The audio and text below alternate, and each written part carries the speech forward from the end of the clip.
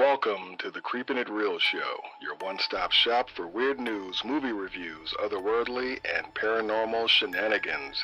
We'll take a dive into what's going on in creepy pop culture. You can follow Creepin' It Real Show on Twitter at creepin_it. You can email us at creepinitrealshow@gmail.com. And you can also go to our website, creepinitshow.com. Welcome to Creepin' It Real. I'm one of your hosts, Yardley, in an almost fall-feeling Atlanta, Georgia. We're going to go a little bit north of Atlanta and see how Kristi's doing. What's up, Kristi? Hey, Yardley. Hey, everybody. I actually have a hoodie on this morning. Woke up and I was chilly, which, wow. October? Usually it takes at least till November to get there, so. I know, right? It's my favorite time of the year, so, again, as Moni calls it, Rocktober. So I'm feeling it. I'm ready. Bring it. So, Moni, what is it, like 80 degrees out in California? No, it's finally, for us, getting chilly. It's in the 60s, and we had the most gorgeous lightning and thunderstorm the other night, Friday night. So it was like we turned off all the lights in the house and just watched it, because we don't get weather, period, here, let alone like something beautiful and fun to watch for hours. So we are very excited about the actual fall weather that we're experiencing in SoCal.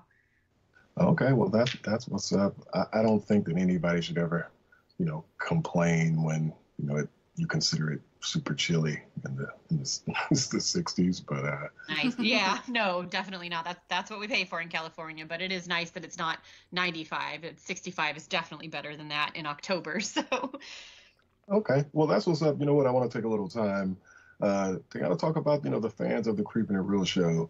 We all definitely appreciate the participation, especially on Facebook, for people who are always getting involved in the podcast. And I think that over time, I'm starting to see more and more people willing, or at least posting that they're going to shoot us some stories about their paranormal experiences or scary things that happen to them. We definitely want to keep on putting more content on the Facebook page. I think over the last couple of weeks, we've done a lot better of making sure that we provide the creepers with something to hold them over until the next show. And as we stated in the last podcast, we launched a Patreon. So, Kristi, is there anything that you want to holler at the creepers about concerning our Patreon? Yeah, it's patreon.com/creepinitreal. That's CREEPIN it real. We have 4 tiers to choose from, and we're pretty cheap. So when I look at all the other Patreon stuff, I compare us, and we're way on the cheap side. We just wanted to give a little bit more to everybody, and a lot of that is movie reviews. Moni just did a sexy librarian movie review I saw, and she looks fantastic. And I've been doing a ton, because I've been watching a ton of horror movies lately, and so I've been doing some quick little, give this one a shot, or no, skip this one, for that tier. The second tier is I have some spooky footage. I'm going to post video footage of some hot spots around where I live, since I live very close to the old mill, which I don't know. Yardley, have you ever been to the old mill? No, I have not. It's the old Union soldier campground. It was a mill that got taken over by the Union, and they camped there during the Civil War, and it is notoriously haunted. There's all kinds. I've had experiences there. Every time anybody goes over there, there's some really creepy shit going down. So I got some pretty good storytelling video, and that's going to be in our second tier for $5 a month, which is also going to house anything that Moni gets from her haunted library, any kind of tours. I'm going to try to drag Yardley to maybe a ghost hunt or tour or something and have us get that on video. Anything like that will be there. The next tier, you get all of that, plus you get a giant beer mug with our logo on it. And for $25 a month, the Drunk Horror Story liver donators will be getting a drunk horror story once a week by all of us, or 2 of us, or 1 of us. It doesn't matter. But you will be and getting it will one. be listener stories. For as many listener stories as we receive, we will definitely read your stories. Yep. Let us know if you want us to use your last name. I will be posting more video content as well. I learned a lot about quality and technology with my first video, so I promise to bring you boobs in 4D next time. So anyway, yeah, you guys should subscribe. We've got a lot of great content over there. I'm really loving everything that Kristi's writing. I'm really excited about some things that I have on the docket over here in SoCal for haunted locations, and I can definitely tease some very good electronic voice phenomena from the Haunted Library. Nice.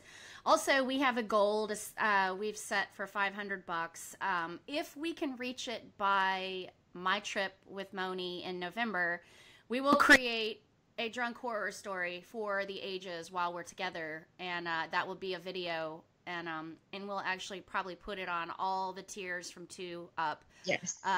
For everyone as a celebration. Shit, we'll just throw it out to all of them. As a celebration that we got our goal. Otherwise, if it happens after that, it'll be another time, and we can get all 3 of us together and do one. That would be hysterical. Ooh, yeah. So that's what we've got going on. We just really wanted to provide a little bit more personable stuff about, us two, just sharing a little bit more of ourselves on Patreon, and we hope that you guys really enjoy it because we have a lot of fun stuff planned. So that's all there. You can find us on Patreon. We are still committed to bringing free content to our listeners who have been around for a long time. So we hope you enjoy this show as well.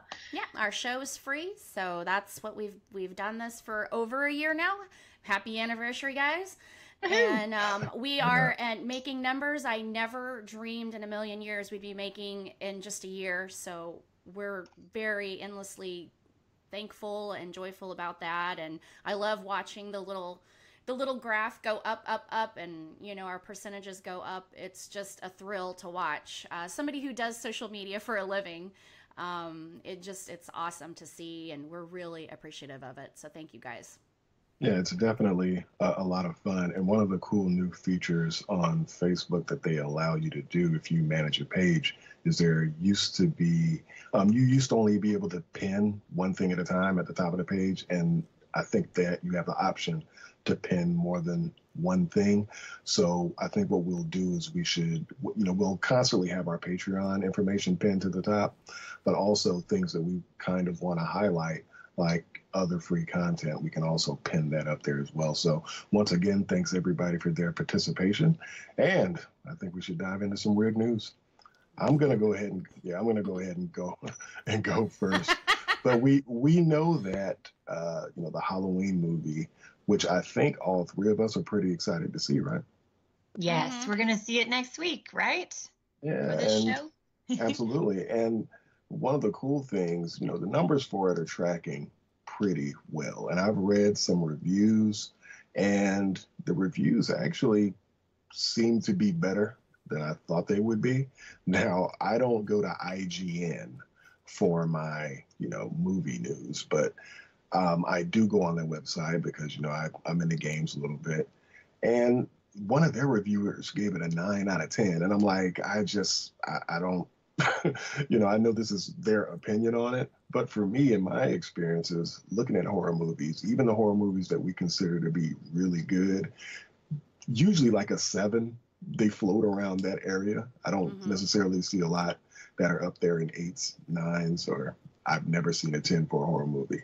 But I think that that's interesting that it's tracking so well that they've already kind of greenlit the next one. And that's kind of interesting because I think that just kind of shows that they have a lot of faith in what they think that this movie's going to do, especially with the success of It, which I don't think anybody had the expectations that it would have made the box office that it did. So concerning this new Halloween film that's allegedly being written and on its way to being in production, the real speculation comes in is that they're saying that it has the potential to be out in October 2019. And my opinion is, if this new Halloween is great, I don't know if I want another one the very next year because I'm going to feel Yeah. like they didn't take enough time, you know, Why to do you put have it to out rush there. it? You know, Yeah. it's gonna pull. You waited 20 years for this one. Why do you have to rush the next one? And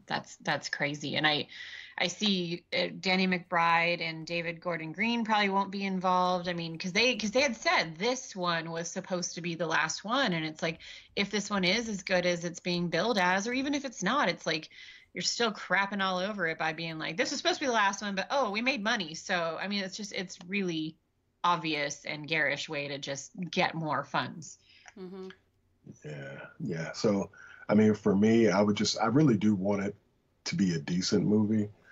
As I mentioned before, look, if I can give a horror movie a 7.5, or above, maybe to an 8, because I don't even think I gave my favorite horror movie, Return of the Living Dead.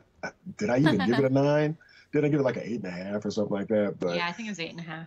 yeah, so it's very hard for me to get my hopes up about this next Halloween, but it seems like they have a lot of confidence and they're hell bent on doing another one. I think it's good news, but do you think that Danny McBride and David Gordon not being involved could potentially be something to hurt it if this one is it?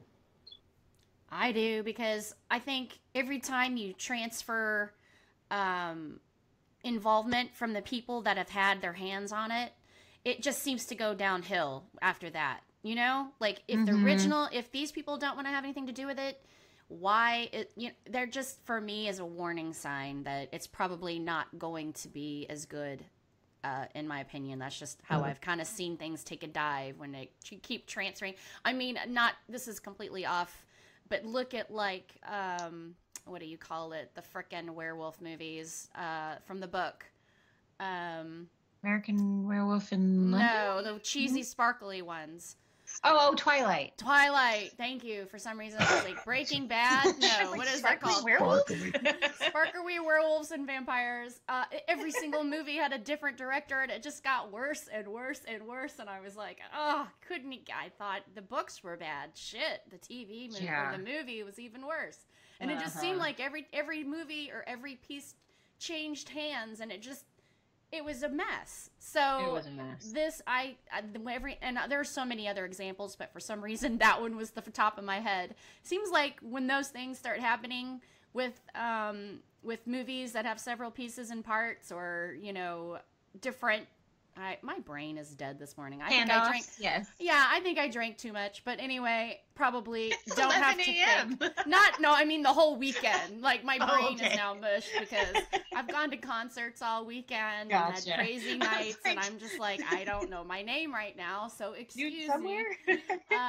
Anyway, yeah, I don't. That's always a huge red flag for me. So I probably won't even watch it unless y'all make me. All right. Well, on that note, hey, Moni, can you tell us about a mom of 3 being jailed for false accusation? Yes. So I intentionally have not read this entire article, but it is from the Scottish Sun, and y'all know my obsession as of late. And I definitely wanted a cold read on this because she could have destroyed him. Mom of 3 jailed after falsely accusing teenager of rape when he refused to become her boyfriend following sex in public toilet. That is your headline. So she's 25. He is 18. She says, I can get you into trouble when they pair romped in a public loo in Abergavenny, Gwent. Okay, I don't know what any of those words mean. But so let's see, mom of 3 lied to cops saying she'd been raped, leaving the teen's life in ruins, which is messed up. But if you look at this woman, I mean, let's just say I would avoid having sex with her in any place, let alone the public toilet. So she's got summer teeth. Summer here, summer there. Summer there. And that hair, I mean, she's a hot mess, probably minus the hot. He was held in custody, though, for 17 hours and had embarrassing swabs taken from his penis. So he is definitely the victim here. But he lost his job working at a shop because his bail conditions meant that he couldn't leave his house at certain hours. That is messed up. This lady deserves to be the one behind bars. Hell yeah, she does. Yeah. So she has been caged for 18 months after being convicted of perverting the course of justice. Like they're are a turn of phrases in these articles. She perverted the course of justice following a retrial. Newport Crown Court heard that she had been seen on CCTV hugging him in the street before asking him to the loo for sex. Jeez, she couldn't even wait. An emotional victim impact said since being accused, his life has been a mess and turned upside down. If it had not have been for that video, she might have been believed, and I would have served years in prison for a crime that I did not commit. So she's in jail, and that's exciting news, except for the fact that she still messed with this kid's life. And on top of all else, she has 3 kids. It doesn't say in this article if she has custody. I hope to God, even before this, that she did not have custody. She doesn't seem like the most stable mom, as they call them. But yeah, that's the story, and I hope she's having fun in jail now. Gross. Yeah. Losing even more teeth. Yeah, right. Yeah, that's definitely the type of stuff that well, we don't want to hear about, especially the fact that kid was so young to actually have your livelihood and your reputation kind of torn up at that age. I know that had to be a pretty traumatic experience, but yeah, well, hopefully she'll definitely pay the piper. But if you get an opportunity, we'll definitely have this on our Facebook page by the time she's one that I would love to see her mugshot. Can you just imagine? No, her mugshot is probably exactly like the very first picture that it has in that article. No doubt that works enough. But Kristi, tell us about making literally your own blood sausage. So first, I need to preface it. Give you a little side story about me going to an ice cream social a couple of weeks ago, a couple of neighborhoods over, and all these restaurants were there vying for the title of the best ice cream in Atlanta. It's the South, so shocker, chicken and waffles flavored ice cream won, which I would not have personally chosen that, but whatever. One dude who, I can't remember the restaurant he was with, wasn't even telling us what his ice cream was. He was just like, here. And so I'm like, okay. So I take a sample, and it was kind of like chewing ice cream. And I'm like, interesting. It wasn't bad. It just wasn't my favorite either. It was very kind of rich. Well, it was blood ice cream. And it wasn't his blood, but it was blood ice cream. So instead of using custard, he used pig's blood. And I wasn't a fan of it. A lot of people seem to enjoy it. But so when I saw this, I was like, is this a thing now? Are people eating blood? I've never really had the thought of having blood in my food, but I know blood sausage is a thing in Europe. And so this chick uses her own blood to make her blood sausage. The preview of this article is, while the bag slowly filled up with half a liter of my blood, I stared into the distance. What would my mom think if she saw me sitting in my living room like this? She'd think you were fucked up, is what she'd think. She'd be like, where did I go wrong as a mom? So she says to her, when a pig or cow is slaughtered, that's gross. But her own blood has the same nutrients, iron, vitamins, and minerals, as pig's blood, as usually goes into blood sausage. But it only harms her. The pictures. I know. The picture of the sausage is so many. The picture of her making it, where she's got a midriff shirt on. You can see blood splattered to her belly button. What? Exactly. All of its coagulated goodness in that ball. That just looks. Yeah, it's pretty. So there is a rare but real brain condition that occurs in cannibals.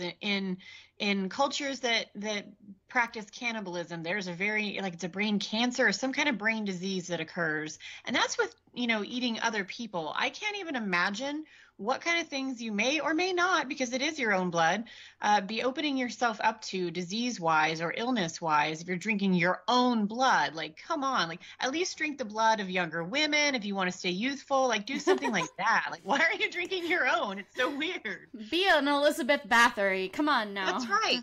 Don't be a self-cannibal. That's just weird.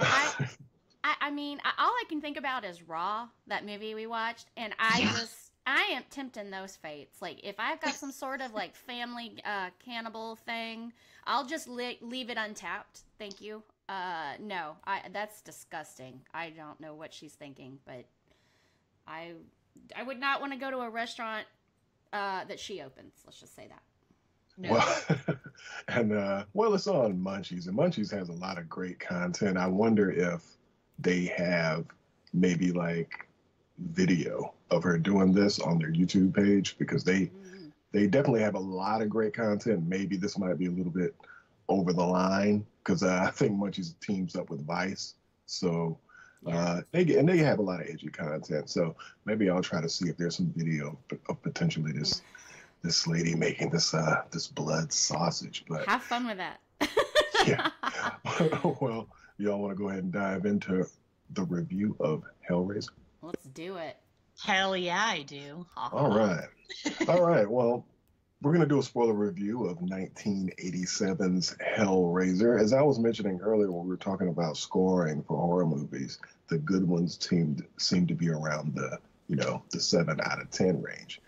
For the most part, a lot of the ratings that I've seen have pretty much been, roughly around that area. So IMDb gave it a 7 out of 10. Rotten Tomato, the critics gave it a 68, the audience a 73. So, I think for the most part, more times than not, more people have enjoyed Hellraiser than not.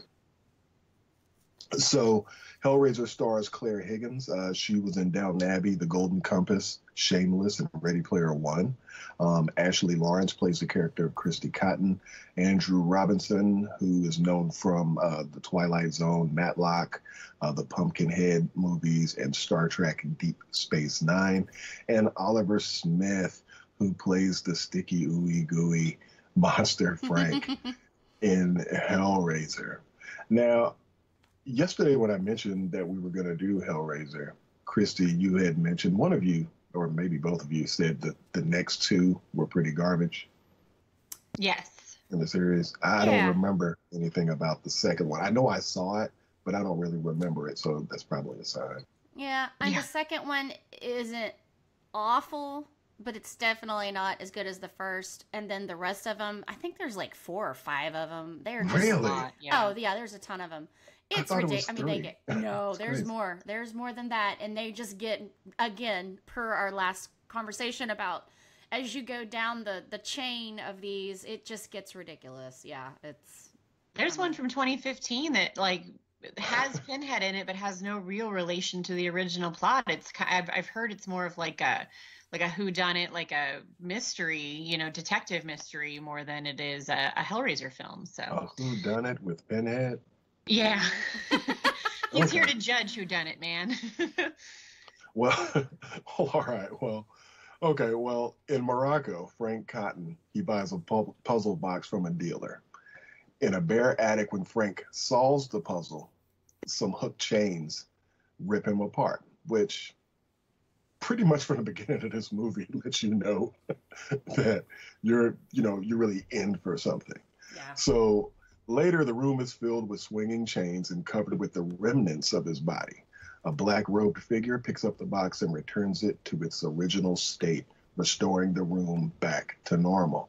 So sometimes afterwards, Frank's brother Larry moves into the house to rebuild his strained relationship with his second wife, Julia, who had an affair with Frank shortly before their marriage. Larry's teenage daughter, Kristi, it's Kirsty. Mm-hmm. This whole time I've been calling her Kristi. I'm sorry. Has chosen not to live with them, and she ends up moving into her own place. So Larry, while moving in a bunch of the furniture, he cuts his hand trying to carry a bed up the stairs, and he lets his blood drip on the attic floor. The blood ends up seeping through and resurrecting Frank as a skinless corpse, who's soon found by Julia. We find out that basically, with Julia having this affair with Frank, and I gotta ask both of y'all, is there any D or any amount of sexual butt whippings that could make you kind of fall back into what you were thinking about this individual from the past? God, no.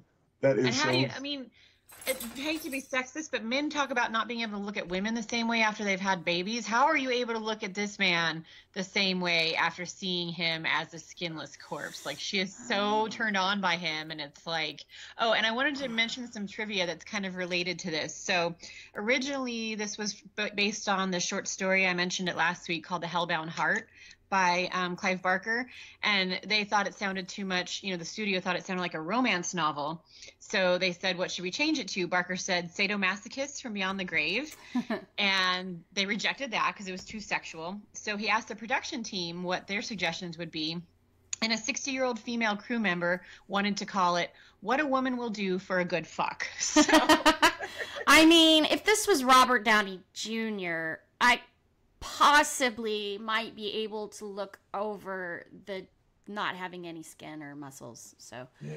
I think that's probably it. That's probably that's the only though. one. It's the wet that bothers me. That's really, he touches her, he leaves a smear. Like, ugh, no, thank you. So as Frank's skinless corpse is starting to come back together, essentially it gets to a state where Frank actually lets her know that, hey, his body will keep on getting resurrected and coming back to normal if she could harvest blood for him. So she agrees to harvest the blood for him so that he can fully be restored to the man that she was in love with, so that they can run away together. So Julia starts picking up men in bars and bringing them back to the house, where she murders them using a hammer. And I mean, she clocks these guys. Like, these are the things that, where people, you probably won't pass out. I think your body will be in shock, but I think it's kind of horrific that you'll probably lose so much of your cognitive function that you can't really do anything to help yourself. But nope. I think that that's pretty sad that these guys are gullible. Even the guys, when you look at them, you're like, oh God, she got him. You know what I mean? Yeah. Too easy. They're hapless, like, you can tell she's looking for a certain type, that's for sure. Yeah.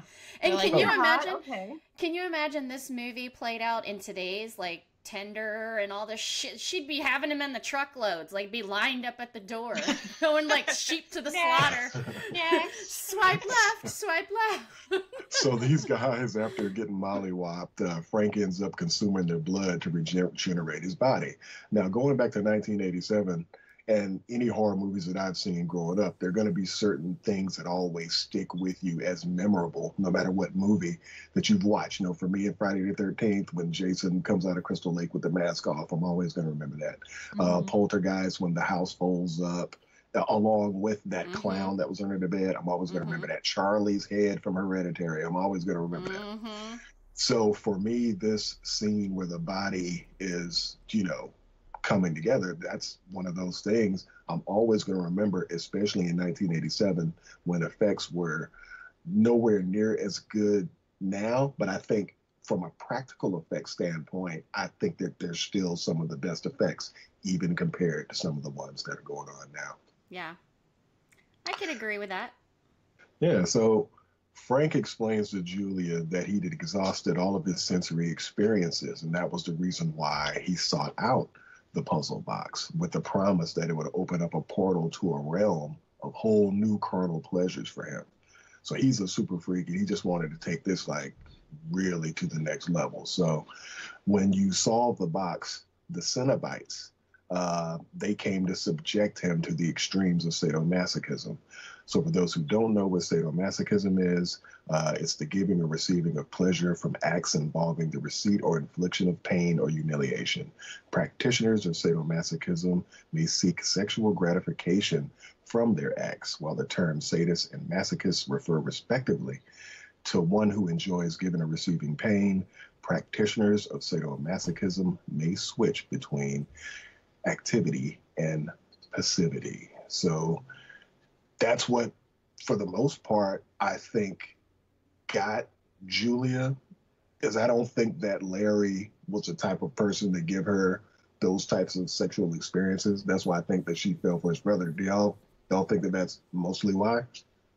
Yeah, definitely. There's something very commanding about Frank, that even if without the pain element, he's just very much like, this is what I want and this is what you're going to do. And she seems like outside of the bedroom a really strong-willed woman, and I think she's looking for. I mean, you see right off the bat, the brother, when he gets cut, Larry, when he gets cut, he's just like, oh, fix it up, like he's just a big baby, you know, and that's fine. Everybody likes different kinds of people, but for her sake, I think she's definitely into Frank with his demanding and commanding and come to daddy and all of that weird stuff. So Yeah. I think it was always in her, you know? It was one of those things that he kind of brought it out. Like, I don't think you are just become that way. I think you either are like that or you're not.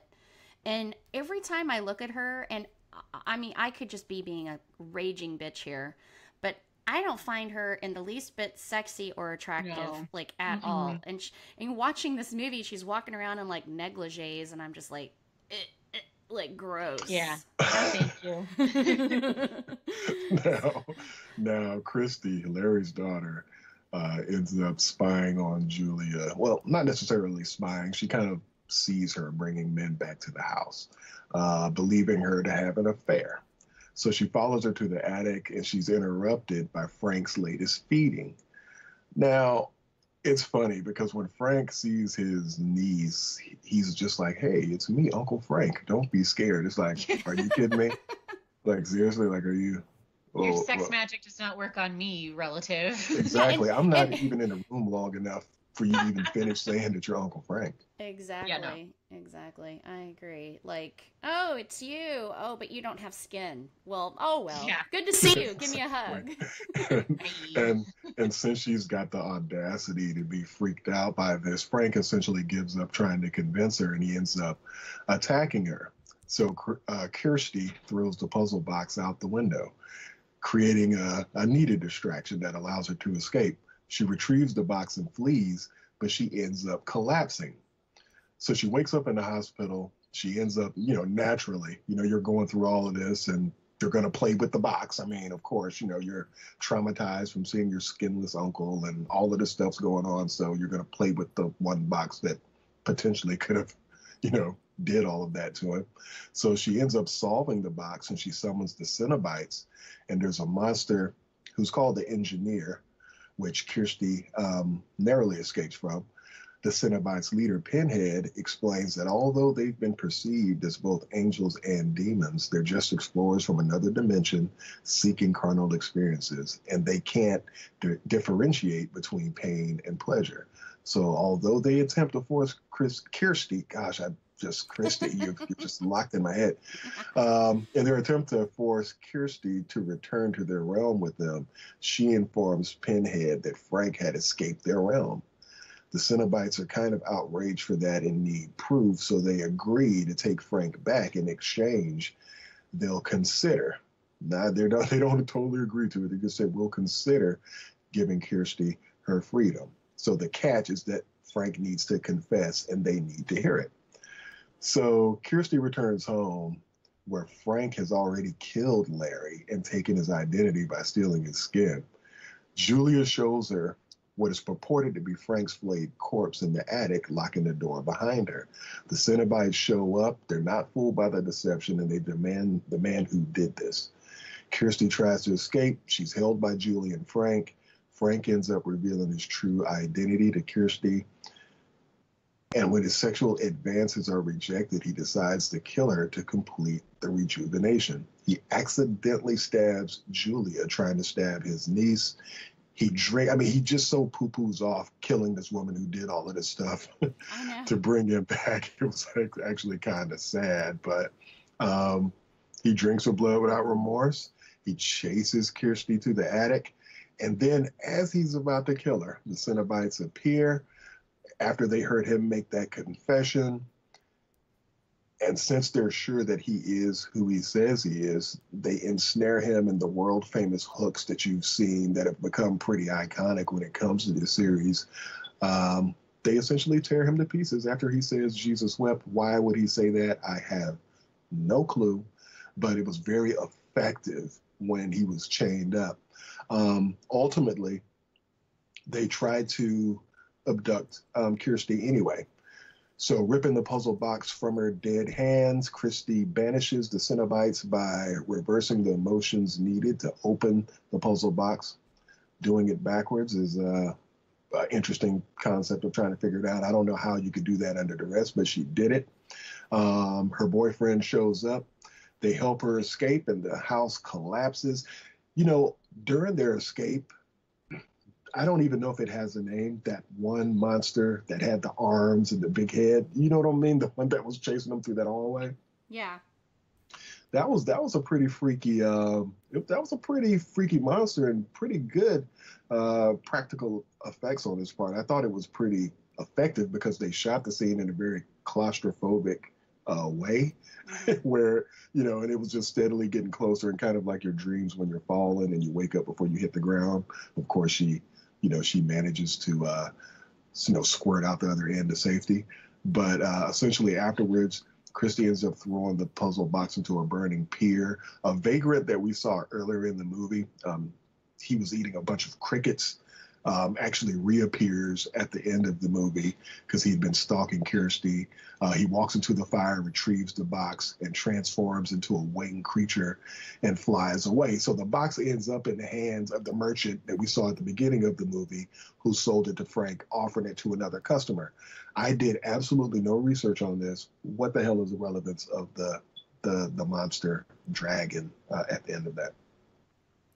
I think it's sort of like a message that you just never know who's who. Like, people walking around, and I think that's kind of the Jesus reference too. I think they're insinuating that, like, Jesus was like had this happen. You know, he was nailed to a cross, blah blah blah. I think they're saying like he was involved, like had been somehow involved in stuff like this. I don't know. That's kind of like my like interpretation of the whole thing, is basically you never know if it's one of these crazy things, or somehow how easily it is to get involved, and possibly somehow like Jesus was a Frank or whatever the fuck his name was before that or after that. So I think that was kind of like what they were saying, but I'm not positive. That's just what I seem to have got from it.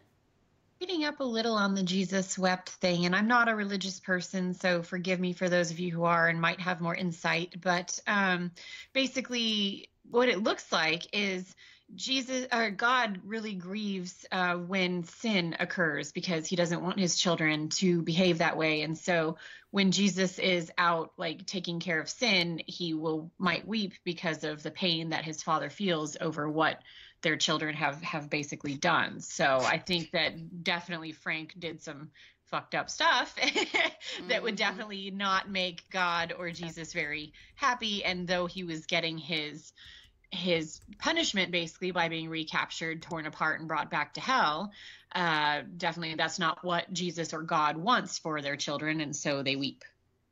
Good answer. I 100% co-sign that. That's a great answer. But yeah, all in all, I have to say, Hellraiser, at least this first one, is definitely one of my favorite horror movies. I'm happy that I got an opportunity to go back and watch it, because it's literally been decades since I've actually seen it. There's a lot of stuff that surprised me as far as how good that they did on effects with what they had back then. And then there's always something to be said about the hooks, because I think that that's the hook, for the movie, right, is a lot of these, this painful, sexual stuff that they're doing revolves around, the tearing of the flesh, at least in this instant. And I always, just like Kristi has a thing with eyes being messed with, for me, it's kind of hooks. Because I used to remember my dad was one of those 4 a.m, drive 100 miles to go fishing at a particular lake guys. And I remember I went one time and I was, I think I just was fleeing the, the fishing pole out trying to cast my line. And that thing got caught in my back. And no way. Yeah, and it was one of those. Yeah, it was one of those just crazy. The 4-pronged ones. Yeah, it was one of those. And and I'm not saying that that experience traumatized me for life. But I remember the feeling of that hook hitting me and me snatching that line. And I'm just thinking, these are chains. And that's wow. yeah, so that's pretty insane. But for me, all in all, this is definitely one of my top horror movies. Do y'all rank it kind of high in your list, or did you kind of poo-poo off the movie the first time you saw it? I always rank these types of movies high just because I grew up in this era. I was a kid, when this movie came out, and it scared the bejesus out of me. Not a fan of hooks either, so that definitely adds to the grossness and creepiness. And when I watched it again this time, I hadn't seen it in probably 20 years. And I think it still holds up. I mean, it's pretty fucking scary, Yeah, I mean, it really is. It's the concept is so different, and even today you don't see this kind of concept. So I like that. I like weird, different things. Yeah, I mean, who came up with this shit? That's crazy. So I think it still ranks high to me. I was excited when you announced it as one to watch, and I get, these are just classics that molded horror. And back then, I mean, yeah, horror was popular, but horror these days is really popular. Like, it's, you're seeing blockbuster horrors like It and stuff. And just back then, they just didn't have, I don't know if they didn't have the marketing behind them or what, but you just didn't see them. They showed up in movie theaters and everything, or maybe I don't remember it that way because I was a kid, but it just seems like they have really molded what horror is today. That's just, so I love these, going back and watching these again. Yeah, you nailed it. You nailed it on the concept part. Go ahead, Monty.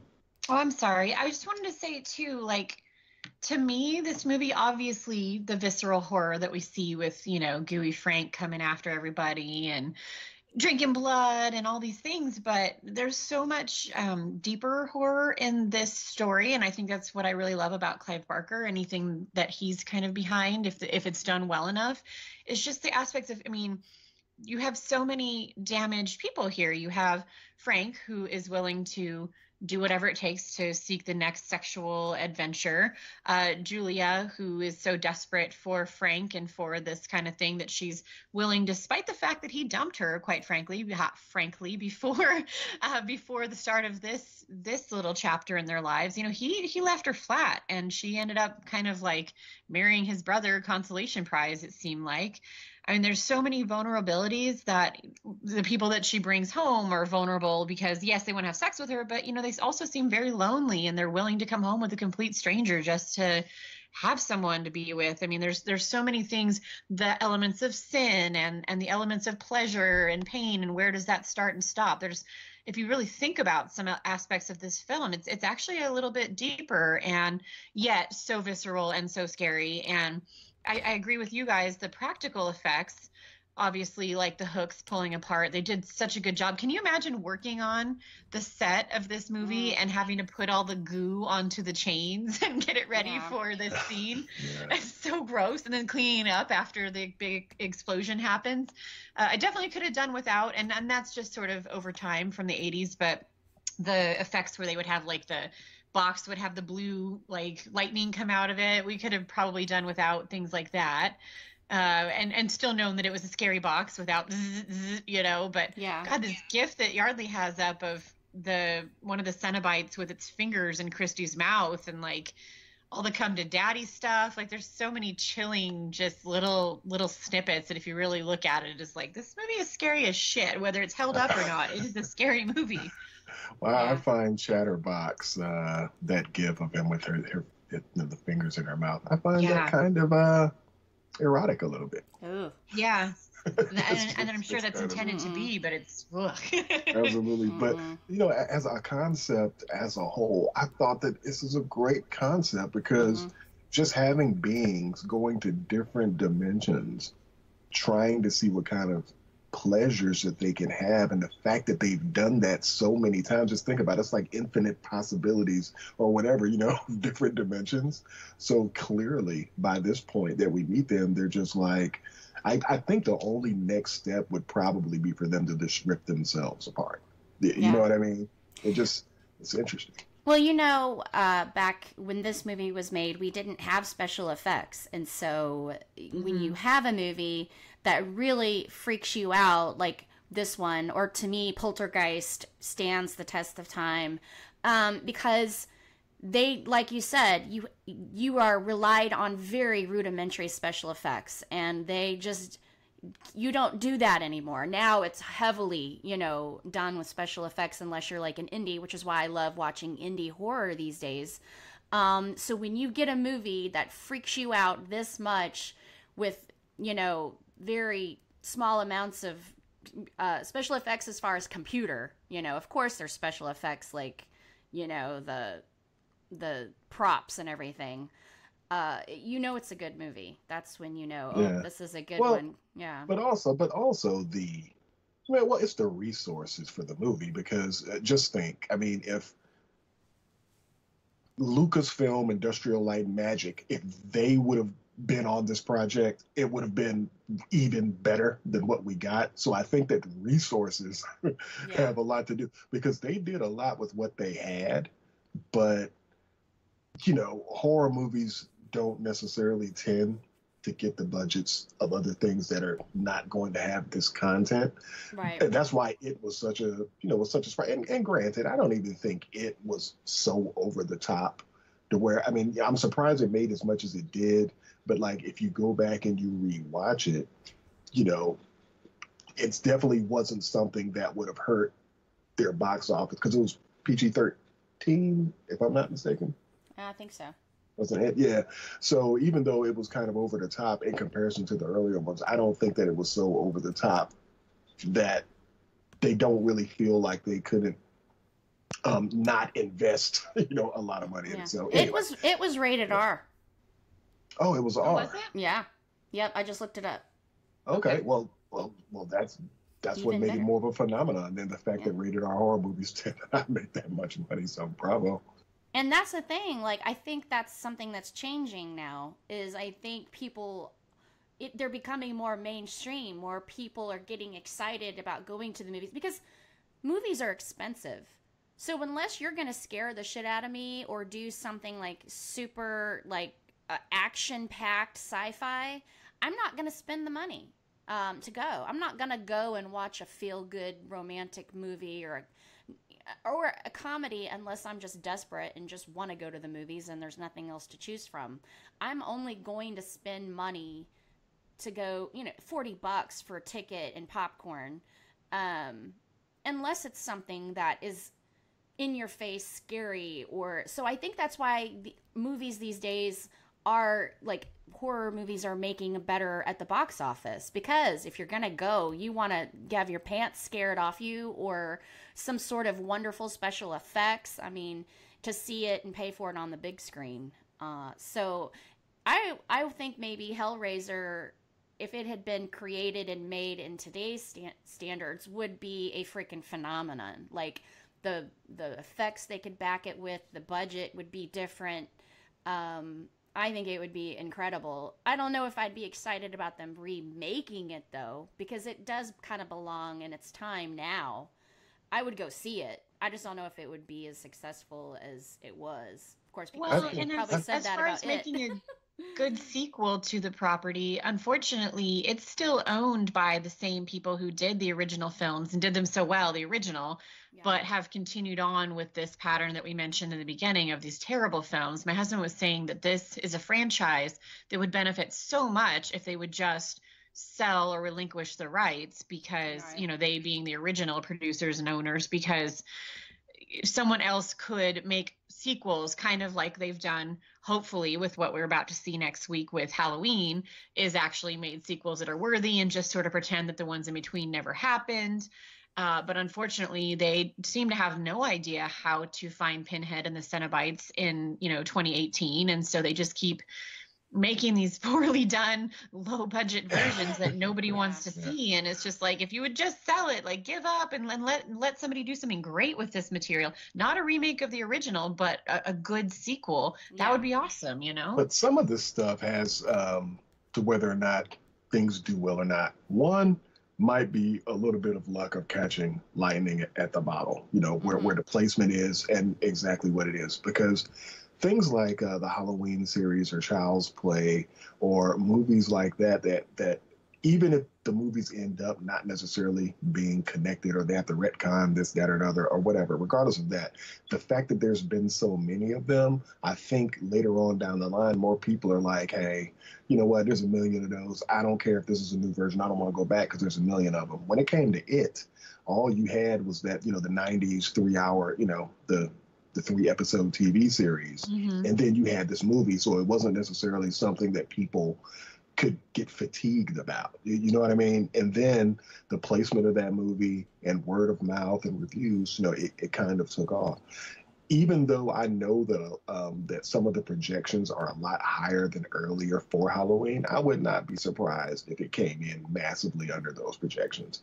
However, Fandango and different, you know, the pre-order sites, they say that the pre-order status has been pretty decent. They were talking about it for the Venom movie, which did a lot better than a lot of people were projecting over the weekend.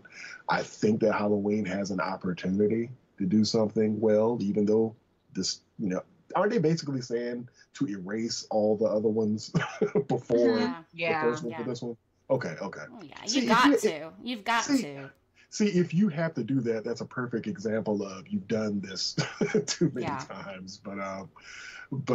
But yeah, so I mean, we'll see what's going on. And once again, as far as Hellraiser is concerned, it's one of my favorite movies. I'm happy I got an opportunity to go back. I will not, even though they're on Netflix as well, at least the next two. Don't. I'm not gonna say. Question. Follow up and do. Don't open that puzzle box, Yardley. Question for you guys though, real quick. Yeah. If they were to do a actual high budget, high end Hellraiser, who would you like to see be the, like, take it on? Like, is there anybody the producers out there? Or be the writers or what? Yeah, everybody. Like, what would be our dream team of people? I have a hard time thinking of the right person that I feel confident could tackle this movie the right way. It's just a very different, it's not a slasher movie, it's not a paranormal movie. It's kind of housed in its own little genre of horror. And I'm sitting here trying to figure out who could take this on that I would feel like, oh yeah, they have a chance of making this a true good movie. I'm not sure, like I'm not positive because they haven't done a project like this. And like you said, it is so different, but I mentioned it and I did our Patreon review, but I am 5 episodes in out of 10 episodes for The Haunting at Hill House. And the producers behind it have the pedigree of various, they've done Hush, which is kind of a slasher. They've done Oculus.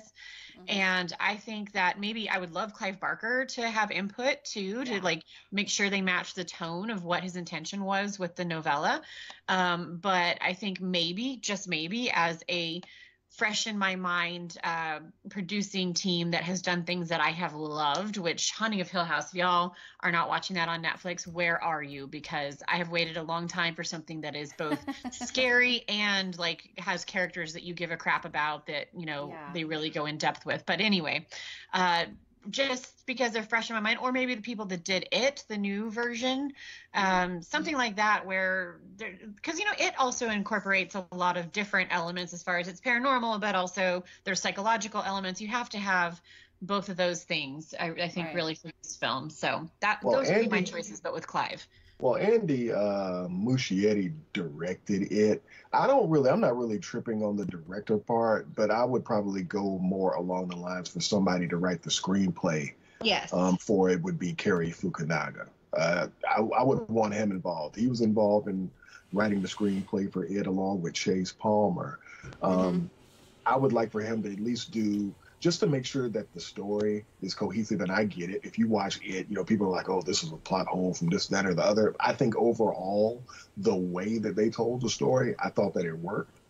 This is someone who has proven recently that they have the competence to put something together to kind of modernize a property that, quite frankly, you know, outside of the books and the fans of the books, I never really heard of people yearning, you know, about going back to watch the old It or wanting another one, so they took a chance and they knocked it out the park. So I would probably throw Fukunaga in there to at least write it, and then have a partner who could go in and make it, super. I agree with you, and I would toss Ari Aster from Hereditary into the mix, and I think we could have a really good, trilogy. Yeah, that thing. Trifecta. There we go. See, told you my brain's dead. I think they could really make something amazing out of this. If we got all those elements of those movies and put that into Hellraiser, I think we might have a hit there. Should we contact them? Get with their people? But see, the other thing is, like, this original Hellraiser, it only clocked in at about an hour and a half. Mm-hmm. And now it's kind of hard to have movies. You're going to have to provide more content because, well, I guess a lot of horror movies, aren't they like around $1.45, and anything over 2 is kind of odd, right? Because I haven't seen any that are over 2 hours. I think it would be a great way to start a new Hellraiser with giving just a tad bit more information about how he became somebody looking for the box. How did he know about it? Give a little bit more of a pre-story about that instead of him just walking in and looking for the box and getting the box.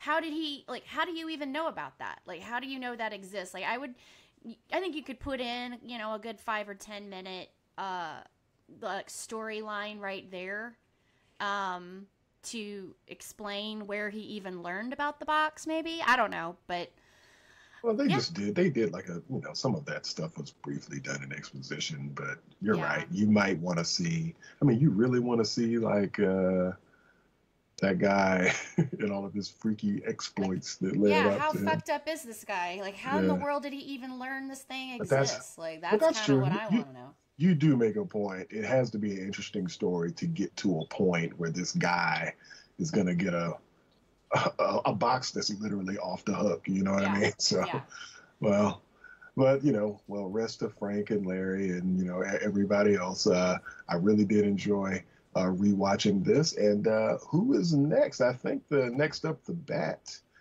is Moni, right? Yes, sir. I am the next up to bat, and I would like us to see the new Halloween movie, speaking of it. It is streaming on Hulu and Shudder, the original film, so if we have time to revisit that would be great, but I understand if not. But definitely, Kristi, I will be asking you to spend the $50 to go to the movie theater, and I will be doing the same, but hopefully it will be worth it. I'm really looking forward to this. I have mentioned many times on this podcast that for me, the original Halloween is one of my favorites. It still works for me, and I'm excited to see what they've done with the new story. All right. Well, that's what's up. So you want to give everybody your social media? I am Rebel Moni on Twitter and Moni Bear on Instagram, and I look forward to seeing you over there as well as on Patreon. All right, Kristi. I am Creepin' Kristi on Instagram and Creepin_it on Twitter. Come find me, say hello. Look forward to, also, again, I'll be on Patreon as well. And Yardley, did you see the lady that was challenging you to go to a haunted house? She said to put your big girl panties on and go to the haunted house. And film it or it didn't happen. Exactly. I had saw the thread, and it's kind of crazy because I didn't, after you mentioned it, I went back in retrospect. I think I said something or liked it, so it definitely got my attention. So we'll definitely see what happens on that front. And awesome. You can follow me on Twitter at militant_marker, and you can go on Facebook. We have a Creeping It Real Show Facebook page. Like the page, interact with us, post your stories. Even if you have links to some news that we might not have seen, that'll be great too. We'll look at it, and hey, if it's great news, we'll pin it or we'll speak about it on the show. So once again, thanks everyone for their participation on the page. It seems like my enjoyment of doing the show is going up every single week. And something. I guess I want to mention some things that Kristi and Moni, we were talking about this before the show. We are going to look into some of the issues that are potential with the audio. We really can't figure out what it is. We don't know if it's Skype. or something that we're doing on our end, but be patient with us. We're going to try to see what we can do. I think a lot of the issues are because of Skype. Skype can be wishy-washy, and anybody who uses it probably knows what I'm talking about on that front. But your voices have been heard, and we're going to see what we can do about that. And unless the ladies have anything else to say, I think we can close this out. Just creep it real. Yeah, we're having a lot of fun. Thanks so much, everybody. All right, y'all. Until next time.